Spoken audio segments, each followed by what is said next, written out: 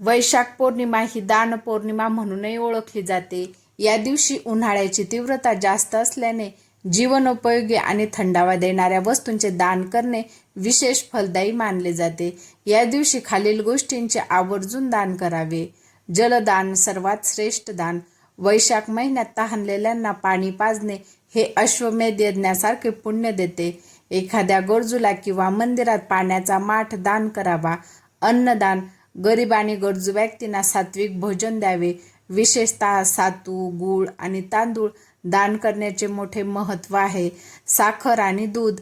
चंद्राशी संबंधित दोष दूर करण्यासाठी पांढऱ्या वस्तू जसे की साखर, दूध किंवा खिरीचे दान करावे. छत्री आणि चप्पल. कडक उन्हापासून संरक्षण देणाऱ्या वस्तू जसे की छत्री, चप्पल दान करणे शुभ मानले जाते. पंखा. हाताने फिरवण्याचा पंखा किंवा गरजूला विजेचा पंखा दान केल्याने पितरांचा आशीर्वाद मिळतो असे मानले जाते.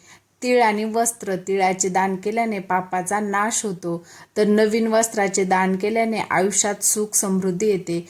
व्हिडिओ आवडल्यास व्हिडिओला लाईक करा, शेअर करा. चॅनलवर नवीन असाल तर चॅनलला नक्की सबस्क्राईब करा. धन्यवाद.